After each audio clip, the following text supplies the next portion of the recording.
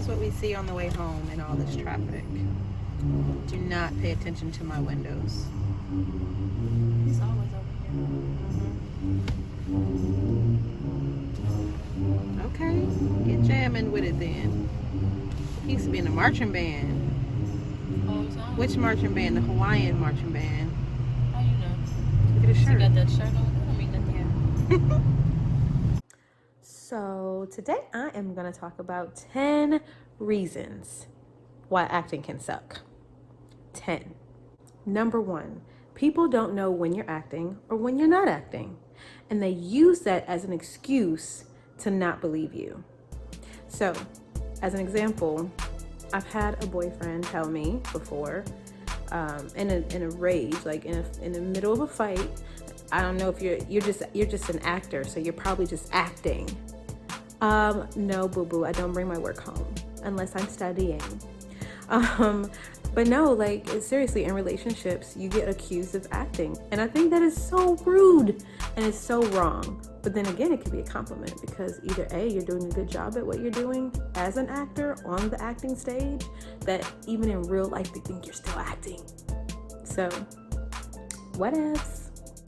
Number 2.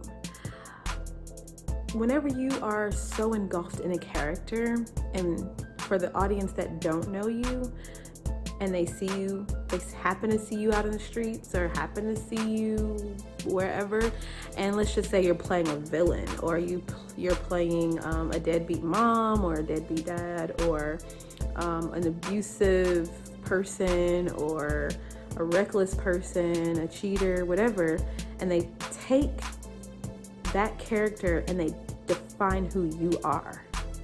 Again, that's a compliment. Thank you. That means you are doing your job on the stage. Number 3, you're vulnerable. As an actor, an actress, you have to be vulnerable. And being vulnerable, it rarely ever feels good. So getting ready for a character, preparing yourself, and actually playing that character, whether on the stage or whether in front of a camera, you are in front of people. And either A, you're going to be stuck and etched forever in that person's brain if it's a live play, or people can push rewind on film and see exactly your vulnerabilities. You're putting yourself in a very vulnerable position, or you're putting yourself in a very uncomfortable position, should I say. And you have to deal with it, and you have to erase all of that out of your brain and just be who you are. And when you do that, guess what? Another compliment. Number 4, you have to do stuff in front of your parents or your children that you would rather not do on a regular basis or in a real life situation, whether it's using profanity, whether it's, again, showing some type of flirtatious towards someone who's not their parent or not your man or not your woman, having certain beliefs, like let's say you're playing a racist and maybe your parent had to deal with racism as a child, just having to play those roles that would probably make your parent feel uncomfortable, or your significant other, or your children. And yes, it can suck. But hey, you're doing your job. And guess what else? You're stretching yourself as an actor. So it's good to be able to play those different types of roles that are not you. You're showing your range, your, I can't think of the word I'm trying to say. But yeah, your variety as an actress or an actor. Number 5, preparation. It takes hella long to prepare for stuff. Maybe if you're just this wonderful expert where, like, you know how you're in school, in high school or something, and you studying your butt off, but the guy next to you don't have to study at all and they ace the test and you might get a B? Oh yeah. Now, as an actor, you must prepare. You must prepare. You have to study, and you have to rehearse. You have to rehearse. Like, just think about it. If you're in a play and you don't rehearse, you're going to get some horrible, jacked up results. But if you're a good actor, you're going to prepare. You are going to have lots and lots of notes in your script. And you are going to know that script in and out so that if someone drops something, you can pick it up. So preparation can suck because it's time consuming.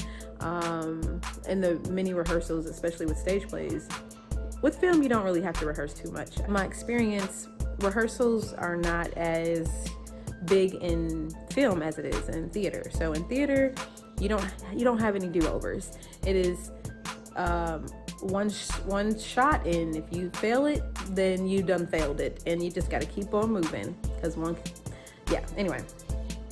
So yeah, once again, preparation can suck because it's super time consuming.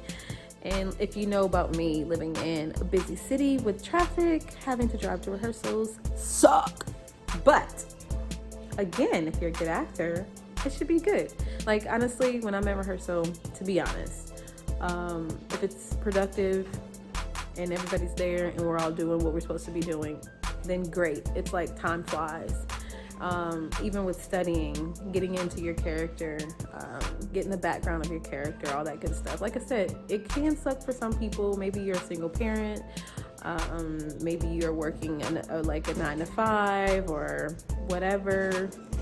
And it's hard to get that time in. You don't get any sleep.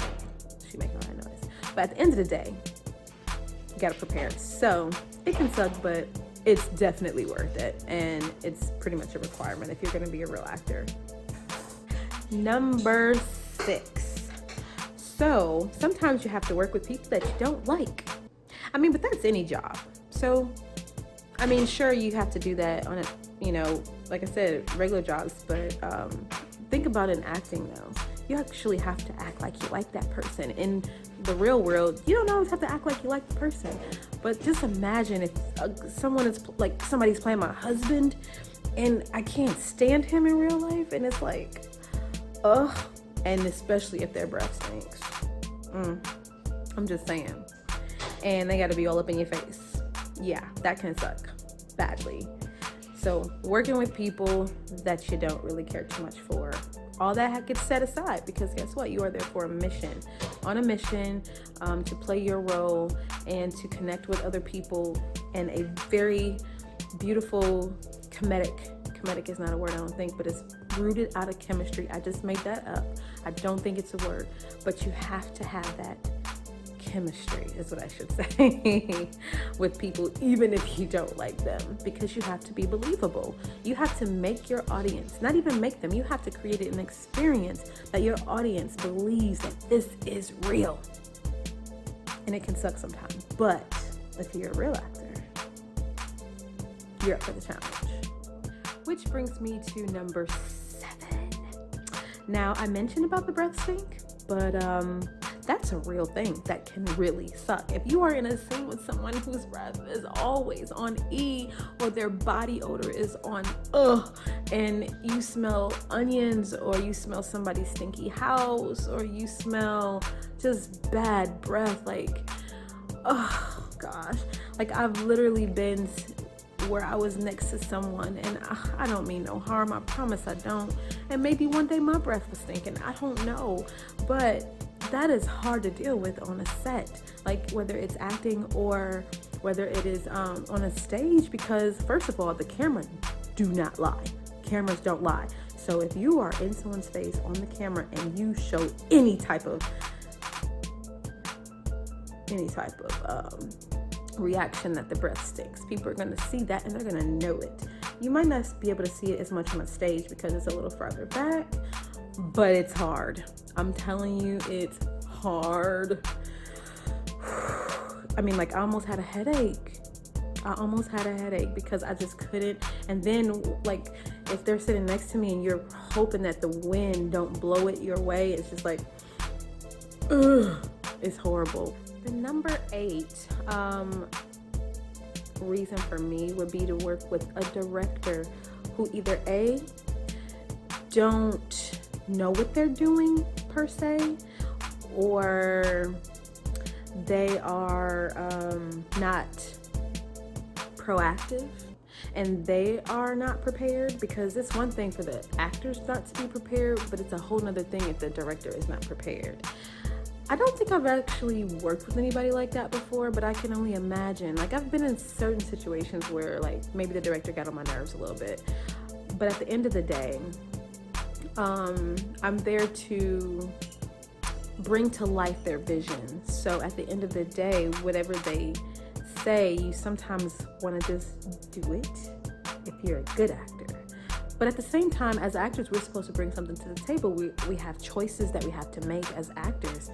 And so with those choices, the director can say yay or nay. And sometimes you think your choice is really great and they're like, nay. And I'm like, of course that's never happened to me before. No, but seriously, like sometimes directors are like, no to certain ideas. And then some things they want you to do would be like, that's so whack. Why do you want me to do that? But because it's their show, I mean, you kind of gotta roll with it. I've actually had someone, I direct too, if you hadn't noticed, or if you didn't know, I direct as well as act. But I had a show once, and I'm big on, if you do have an idea, bring it to the table.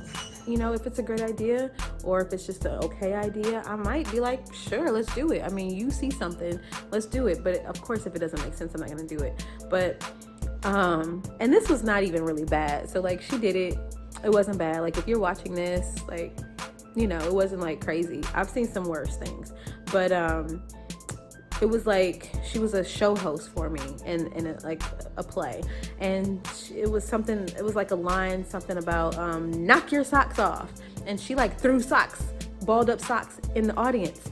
And that was not a part of the script. It was not ever rehearsed. She just decided to do that on her own. And you just do not do that as an actor. You don't do that. You don't surprise the director on the day of the show. You just don't do that. I mean, that wasn't that bad for me. Like, it was just like, whatever, you know. But I have seen someone do other things. Like, I'm over dance too. And I specifically told these girls, do not freestyle in the beginning of this dance. I need you to stand poised and stand strong. And then when that song starts, you dance. But what did one do? Actually, I think it was two of them decided it looks better if we freestyle first. Heck to the no, because guess what? They did it, and the other two was just sitting there because they were following directions, and then it looks like they didn't know what they were doing, and then they started freestyling because they're like, okay, well, they did it. We have to do it so we're all on one accord, and it just screwed it all up, and it didn't look good. I'm just saying. Follow directions, but sometimes it can suck. Number 9. Sometimes you are asked to, guess what? Ding, ding, ding, lose weight or gain weight. Who want to gain weight? Now, if you ask me to lose weight, I've been asked that before, low key. I have been. And you know what? I took it like, hey, this is what it is. I wanted to lose some weight anyway. Now, did I lose the weight? No. They canceled the show anyway before we could get to that point. So, yeah, I kind of use it as an excuse at that time. Like, well, I mean, well, it is what it is. But yeah, no, like, if you've been asked to lose weight, it can suck. It can. But if you really want to lose weight anyway, it is what it is. Plus, it's just a part of actors' life anyway. But if you get asked to gain weight, oh Lord, I would totally rather you say lose weight than gain weight. For shizzle. Number 10, being asked to do a role at the very last minute. I have been asked on several occasions, and I took it as a compliment, you know, once again, because maybe someone dropped out of the show and they needed someone quick, and it was going to have to be someone who A, could get the job done, B, be good at doing, be good at it, and C, whatever else that entails. But learning a whole entire script for, like, it's, matter of fact, I want to say it's been at least 2 shows that I've done that I had to learn a whole script, that I was a part of the entire script in 3 days. 3 days. And I'm talking like a full script. And it was no like one scener. It was like, if it had 12 scenes, I was in 10 of them. You know what I'm saying? Cray, okay? But it was done and I did it. And then another one, it was like 2 days. No lie, it was like 2 days. And I had like one of the leading roles. I mean, it sucked. but it was done. And it made me, actually, what it made me realize is that I could do it. Like, you know, in real life, well, no, that was real life. No, in a ideal situation or hypothetical situation, if someone asked you, you know, would you be willing to learn a script in 2 days or 3 days, like a 2-hour script? The answer, what you think, is gonna be heck to no. But guess what? Your girl did it. Yeah, last minute stuff, not ideal, but it definitely pushes you. It definitely shows you what you can do. And yeah, it's a blessing. So those are just 10 things. Now, there's probably plenty of more reasons why being an actor can really suck. But at the end of the day, it's super rewarding. I love it. I love the art. I love the craft. I love to write. I love to direct. I love to act. I definitely want to get some film out there. But hey, at the end of the day, what can suck is actually kind of great. You know what I mean? Like, a lot of this stuff is really just showing you who you can be, who you are, what you can take, and how intelligent you possibly are. Maybe, yeah. But anyway, you are valuable. You are talented. Stay with it if you are an actor. If you are an actor, stay with it. Work hard. Do your best. Know that you can do it. Believe in yourself. All that. Everything good and pleasant. Mwah. Peace and blessings. And hugs to all of you. Subscribe below if you haven't already. And share with your friends. All right. Later.